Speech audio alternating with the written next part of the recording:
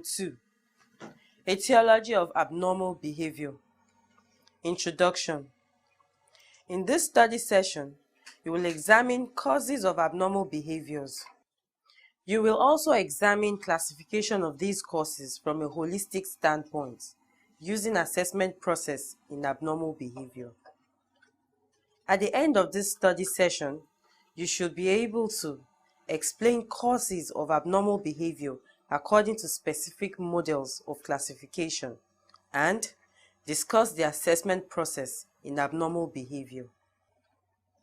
Classification of causes of abnormal behavior. Biological model. This model focuses on the biological and physiological conditions that initiate abnormal behaviors. It sees all abnormal behaviors as a physical illness which results from genetic abnormalities as well as the disease condition of the central nervous system. It also states that abnormal behavior is a resultant of abnormality of the brain structure, that is, brain size, or as a condition of imbalance of the neurotransmitters, that is, biochemistry of the brain fluid. Many studies with monozygotic twins and brain imaging have all supported the validity of medical or biological model of abnormal behavior. An implication of the biological model is that drugs or surgery may be effective in treating psychological disorders. The psychodynamic model. This model is loosely rooted to Freud's theory of personality. It assumes that psychological disorders result from anxiety produced by unresolved conflicts and forces of which a person is not aware of. Normally, the primary unit of socialization is the family, and Freud emphasized it in the importance of the very elementary socialization procedures that are inherent within the family. Many weaning and toilet training procedures bring infants' biological needs into direct conflict with the demands of the society. And it was the assumption of Freud that the form this conflict takes and how it is resolved are important determinants of the adult personality and adjustment. Three mental constructs used by Freud to explain the emergence of these conflicts are the id, the ego, and the superego. The id, which is present at birth and is the most primitive of these constructs, contains most basic urges such as hunger, thirst, warmth, and sex. Within the id are the two energies that control the human: the life instinct, that is eros, and death instincts, that is thanatos. The life energy of eros is also known as libido, which is primarily sexual. The predominating energy of the thanatos is aggression, either turned inwards, that is suicide, or turned outwards, that is homicide. The id operates on the pleasure principle, which makes it seek immediate gratification.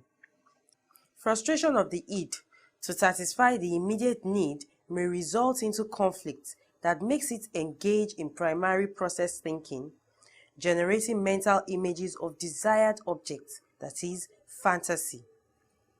The ego is primarily conscious. It develops from the id at 6 months old.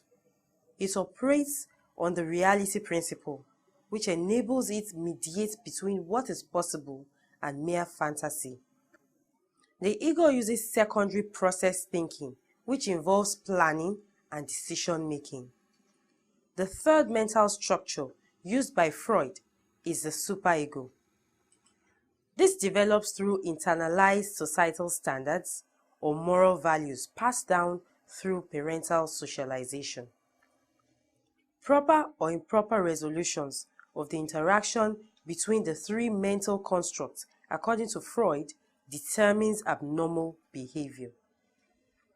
For example, an adult inappropriate behavior of greed, stealing, and corruption, according to Freud, will be due to the carryover effect, that is, fixation, of the unsocialized id impulses still embedded in such adults.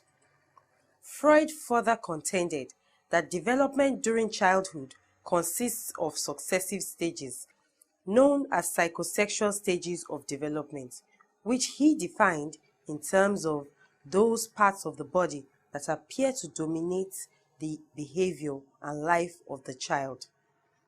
Freud identified the stages to include the oral stage, that is the first year of life, the anal stage, that is the second year of life, the phallic stage, around the third birthday, the latency state, about 6 to 8 years, adolescence, and the genital state, that is the end of adolescence.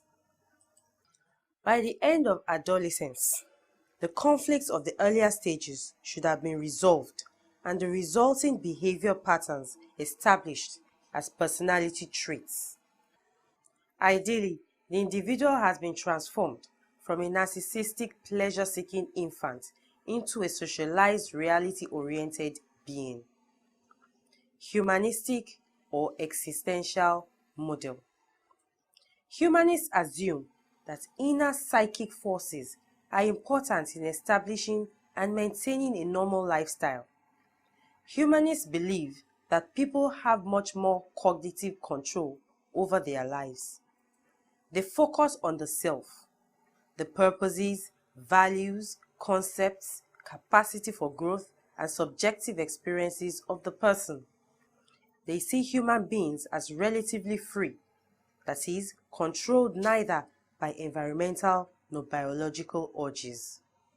Therefore, abnormal behavior occurs according to humanist model when there is a discrepancy between self-image and the actualization of self.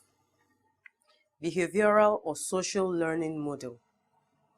This model states that abnormal behaviors are caused by faulty or ineffective learning and conditioning patterns.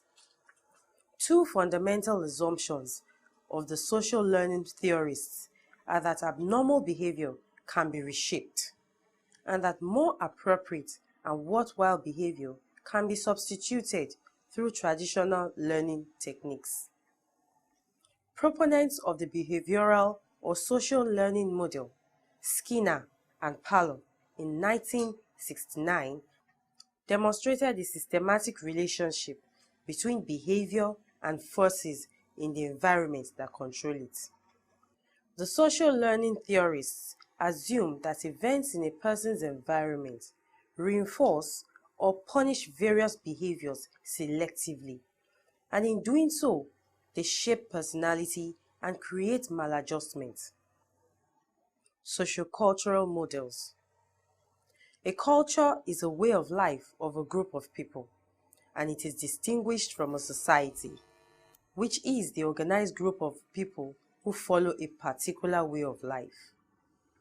The recognition of cultural influences on behavior is consistent with the observation that man is a rule-following animal. His actions are not simply directed towards ends. They also conform to social standards and conventions. Unlike a calculating machine, man acts because of his knowledge of rules and objectives. The major sociocultural variables that have been considered to function as efficient or precipitating causes of abnormal behavior include urbanization, population density, social isolation anomie, territoriality and personal space, social class, unemployment, poverty, social mobility, and such attitudes as racism and sexism. Cognitive model. This model propounds that human beings engage in both antisocial and maladjusted behaviors because of maladjusted thought processes and faulty interpretations of situational clues, which are often with reference to prior experience. The cognitive model treats people with psychological disorders by helping them develop new thought processes that unite new values. Eclectic model. This model makes use of combination of any medical biological model, psychodynamic, cognitive and social learning model in explaining abnormal behavior. Summary. In this study session, you examined some causes of abnormal behavior. In this process, you looked at some models through which the causes earlier examined could be better explained. End of study session 2. Thank you for listening.